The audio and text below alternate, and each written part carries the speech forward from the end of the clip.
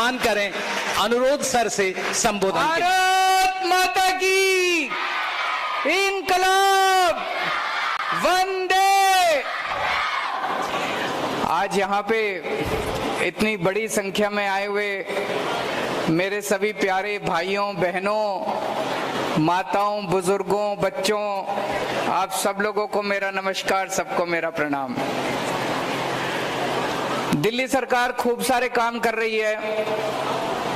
रोज मैं कहीं ना कहीं दिल्ली में किसी ना किसी कार्यक्रम का उद्घाटन करने के लिए जाता हूं। कहीं सड़कें बन रही होती है, कहीं पानी, कहीं बिजली, कहीं फ्लाईओवर। लेकिन मुझे सबसे ज्यादा खुशी होती है जब किसी स्कूल का उद्घाटन करने के लिए जाता हूं। महीने में दो तीन नए स्कूल पूरी दिल्ली में बन रहे होते हैं। दो तीन स्कूलों का उद्घाटन हर महीने करने जाता हूं। इतने ही शानदार स्कूल पूरी दिल्ली के अंदर बनाए जा रहे हैं।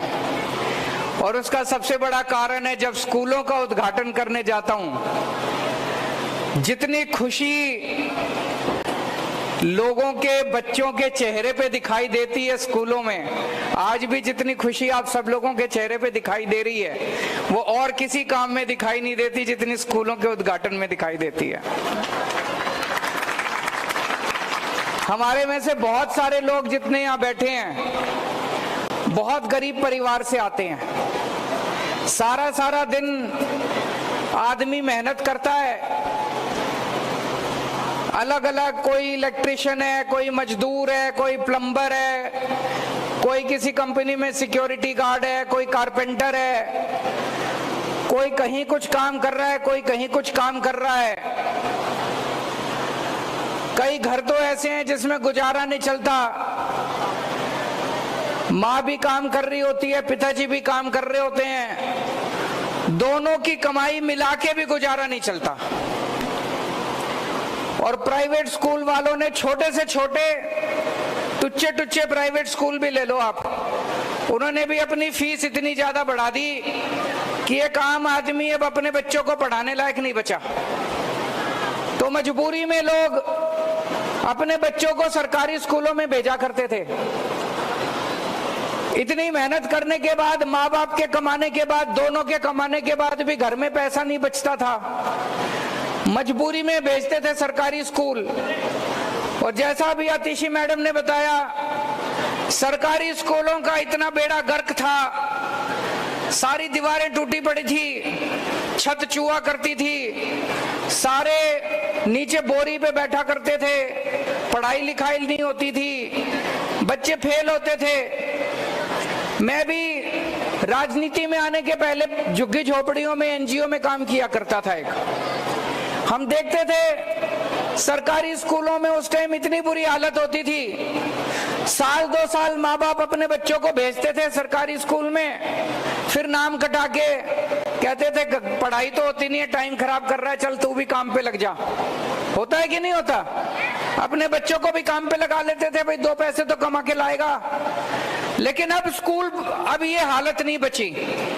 हमको 7-8 साल ही हुए दिल्ली में काम करते करते। जो काम 75 साल में नहीं हुआ वो 8 साल में हो गया। पूरी दिल्ली के अंदर अब सरकारी स्कूलों का काया पलट हो रहा है। इतना शानदार स्कूल अभी मैं आपके सामने घूम के आया। आप लोग घूमे कि नहीं घूमे स्कूल में? किस किस ने देखा स्कूल? हाथ खड़े करके बताओ। कईयों ने अभी नहीं देखा, जाने से पहले एक राउंड मार लेना पूरे स्कूल का।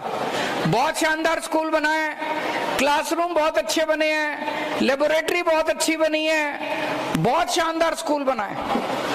कई, जितने मैं समझता हूं इस देवली विधानसभा के अंदर जितने छोटे मोटे प्राइवेट स्कूल होंगे, सबसे ज्यादा अच्छा स्कूल अब सारे प्राइवेट स्कूलों को पीछे छोड़ देगा। सबसे अच्छा स्कूल अब आपका ये बना है।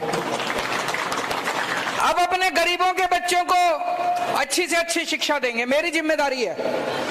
आपके बच्चे मेरे बच्चे हैं। मेरा एक बेटा एक बेटी है, उनसे अलग नहीं मानता मैं आपके बच्चों को। जैसी शिक्षा मैं अपने बच्चों को देता हूं, उससे अच्छी शिक्षा दिलाऊंगा मैं आपके बच्चों को। आपके बच्चों को भी बड़ा बड़ा होके डॉक्टर बनाएंगे, इंजीनियर बनाएंगे।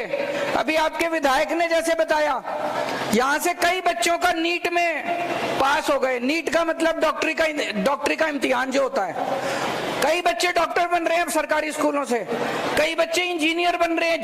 जेई सबसे मुश्किल परीक्षा होती है। हमारे सरकारी स्कूलों के बच्चे अब इंजीनियर बनने लग गए।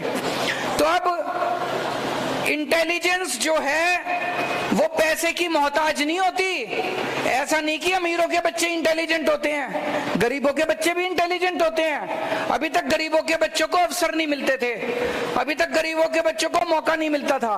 अब हमने अच्छे स्कूल बना दिए, अब आपके बच्चों को मौका मिलेगा। देखना आपके बच्चे क्या करिश्मा करके दिखाते हैं बड़े होके। यही बच्चे आपका भी नाम रोशन करेंगे और यही बच्चे देश का भी नाम रोशन करेंगे। पानी का करा रहा हूं बहन जी इंतजाम। अभी आपके विधायक से मैं पानी की बात कर रहा था। चिंता ना करना, मेरी नजर में है ये पूरा इलाका, संगम, विहार, देवली, यहाँ पे पानी की चिंता है। मेरी जिम्मेदारी है, पानी का भी इंतजाम कर रहा हूं। अभी सीवर की लाइनें तो डल रही है ना सारी जगह, सड़कें भी बनानी चालू कर दी। पानी में थोड़ा सा टाइम लग रहा है। आपको पता है कितनी तकलीफ के साथ और कितनी मुसीबतों के साथ हम सरकार चला रहे हैं। पानी का भी इंतजाम करेंगे। अभी जब मैं आया, हमने बाबा साहब अंबेडकर की मूर्ति पे माला चढ़ा के उनका सम्मान किया। लेकिन बाबा साहब अंबेडकर का सम्मान केवल माला चढ़ाने से नहीं होगा। बाबा साहब अंबेडकर कह के गए थे कि अगर आप अपने परिवार को आगे बढ़ाना चाहते हो, आप अपने समाज को आगे बढ़ाना चाहते हो, आप अपने मुल्क को आगे बढ़ाना चाहते हो, तो बच्चों को पढ़ाना पड़ेगा। बाबा साहब भी बहुत गरीबी में जिए थे, लेकिन वो लंदन से डिग्री करके आए थे, ऑक्सफोर्ड से डिग्री करके आए थे, वो कोलंबिया यूनिवर्सिटी से डिग्री, अमेरिका से डिग्री करके आए थे। उन्होंने पढ़ाई करी थी, इसीलिए वो आगे बढ़े। तो अपने बच्चों को पढ़ाना है, और इस स्कूल का नाम भी बाबा साहब अंबेडकर के नाम से होना चाहिए कि नहीं होना चाहिए? तो बाबा साहब अंबेडकर के नाम से रखेंगे इस स्कूल का नाम। मैं फिर से भगवान से प्रार्थना करता हूं, आपके बच्चे बड़े होके खूब फलें फूलें, आगे बढ़ें, आपका भी नाम रोशन करें और देश का भी नाम रोशन करें। बहुत बहुत शुक्रिया। बहुत बहुत धन्यवाद सर।